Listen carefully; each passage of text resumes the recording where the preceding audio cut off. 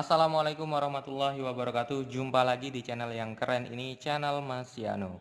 Oke adik-adik, materi kali ini masih membahas mengenai kimia unsur, di mana pada pembahasan kali ini Mas Yano akan menjelaskan periode keempat. Jadi unsur-unsur yang terdapat pada periode keempat. Skuy disimak baik-baik, materi kali ini mengenai kimia unsur pada bahasan periode keempat. Oke, yang terakhir pada kimia unsur ini kita akan membahas mengenai periode 4. Oke. Periode keempat ini adalah periode golongan transisi adik-adik. Jadi periode keempat itu tersusun atas ada unsur apa saja? Ada unsur Sc, nomor atomnya 21. Ada unsur Ti, nomor atomnya 22. Ada unsur V, 23. Ada unsur Cr, 24 nomor atomnya. Kemudian ada Mn, nomor atomnya 25. Kemudian ada Fe, nomor atomnya 26. Kemudian ada Co, nomor atomnya 27. Kemudian ada Ni, nomor atomnya 28. Kemudian ada Cu, 29 nomor atomnya. Yang terakhir adalah Zn, nomor atom 30. Jadi unsur-unsur inilah yang akan kita bahas pada periode keempat adik-adik. Nah, oke, Mas Yano akan menuliskan konfigurasi elektronnya. Jadi konfigurasi elektron. Nah, untuk konfigurasi elektron yang dimiliki oleh Sc dengan nomor atom 21 adalah Ar. Kemudian ada 3D14S2. Kemudian ada Ti, konfigurasi elektronnya Ar 3D24S2. Kemudian ada V, Ar 3D34S2. Kalau Cr, konfigurasi elektronnya adalah 3D54S1. Kenapa? Karena D4 tidak boleh ya adik-adik. Jadi diingat kembali, D4 itu kurang stabil sehingga harus dibulatkan ke D5 adik-adik. Ar 3D5 4S2. Fe Ar dulu. Kemudian ada 3D6 4S2. Kalau Co ada Ar 3D7 4S2. Kemudian ada Ni Ar 3D8 4S2. Kalau Cu 3D10 4S1. Karena D9 tidak boleh, karena dia kurang stabil sehingga harus dibulatkan ke D10. Kemudian kalau Zn yang terakhir berarti Ar 3D10 4S2. Oke, ini adalah konfigurasi elektron yang dimiliki oleh masing-masing unsur pada periode keempat. Oke, nah sekarang kalau kita sudah menentukan konfigurasi elektronnya, kita akan melihat diagram orbitalnya. Jadi akan melihat orbital di 4s dan orbital di 3d. Jadi ada 4s. Kalau 4s itu kan berarti hanya satu saja adik-adik orbitalnya. Kemudian kalau 3d itu kan ada 5 orbital. 1, 2, 3, 4, 5. 3D ya. Ini orbital di 4s dan 3D. Oke, S di sini diisi oleh 2 elektron, berarti 1, 2. Kemudian pada D-nya 3D ada 1 elektron. Sekarang kalau Ti, S-nya ada 2 elektron. D-nya ada 2 elektron, 1, 2.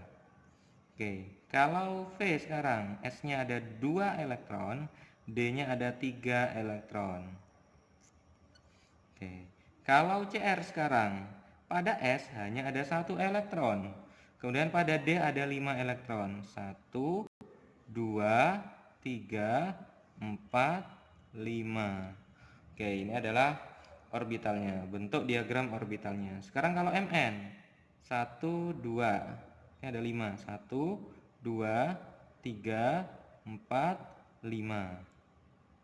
Sekarang kalau Fe, S-nya ada 2, D-nya ada 6, 1, 2, 3, 4, 5, 6. Sekarang kalau CO, S-nya ada 2 ya, 1, 2, D-nya ada 7, 1, 2, 3, 4, 5, 6, 7. Jadi pengisian orbitalnya itu harus ke atas dulu, spin ke atas, spin positif dulu, kemudian baru spin negatif. Jadi dipenuhi dulu sampai 5, baru kalau sudah setengah penuh, barulah balik lagi ke yang sebelah kiri. S-nya 2, 1, 2, D-nya 8, 1, 2, 3, 4, 5, 6, 7, 8. S-nya 1, D-nya 1, 2, 3, 4, 5, 6, 7, 8, 9, 10. Kalau Zn 1, 2, 1, 2, 3, 4, 5, 6, 7, 8, 9, 10. Ini bentuk diagram orbital masing-masing unsur pada periode keempat. Oke.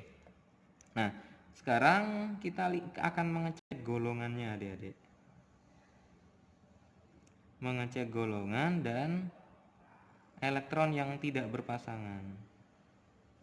Karena nanti kalau kita berbicara unsur-unsur periode keempat itu nanti hubungannya dengan elektron yang tidak berpasangan, adik-adik.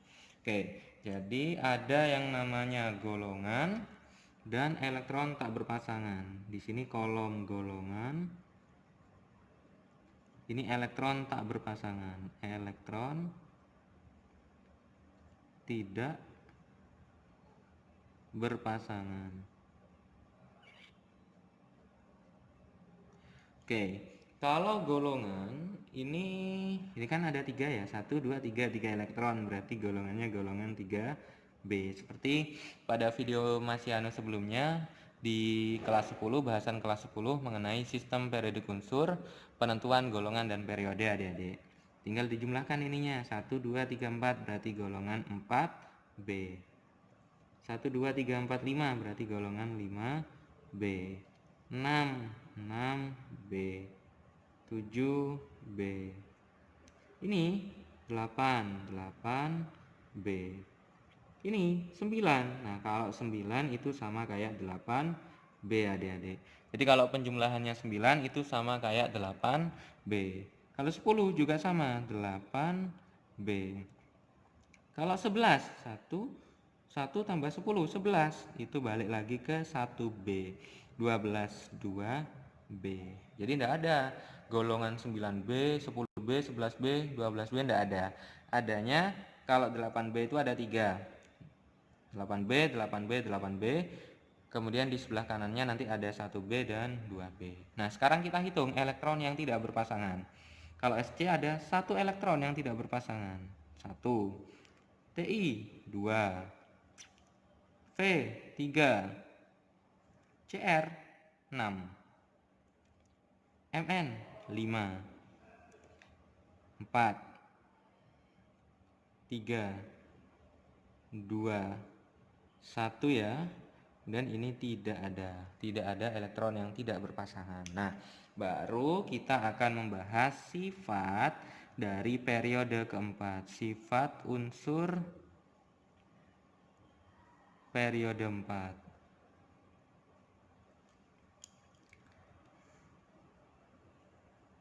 Jadi untuk unsur periode keempat itu sifat yang pertama, semuanya logam, semua logam.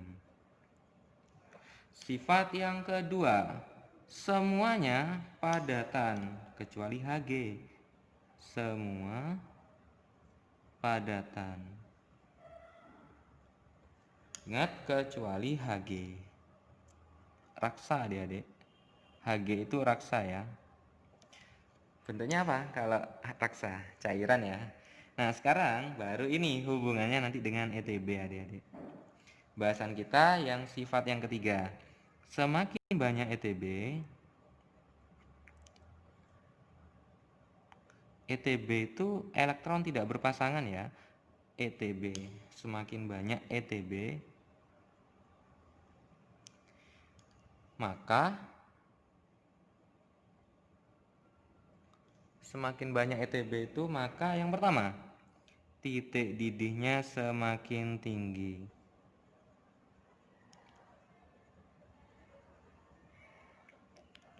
Titik didih semakin tinggi. Kemudian bilangan oksidasinya semakin banyak. Semakin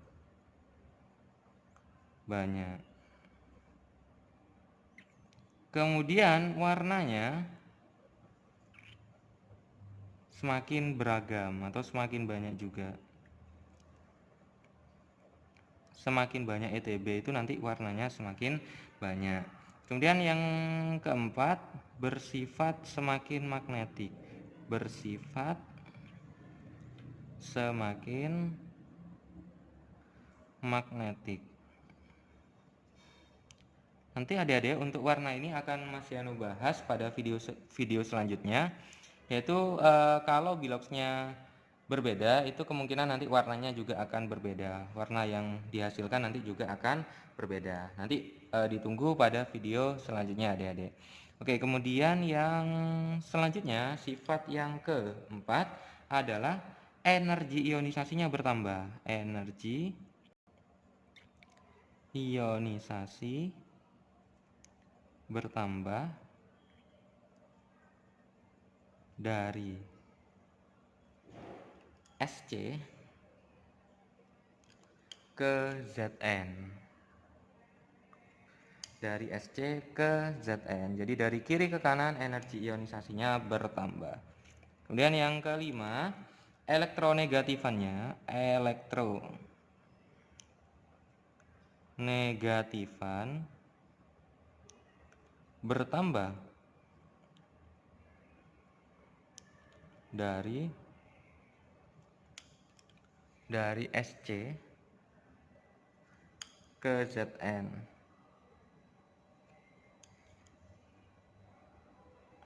Oke. Kemudian yang terakhir, sifat unsur periode keempat yang terakhir itu bersifat katalis. Apa adik-adik bersifat katalis itu? Katalis itu adalah zat untuk mempercepat terjadinya reaksi, untuk mempercepat laju reaksinya, tapi tidak ikut bereaksi.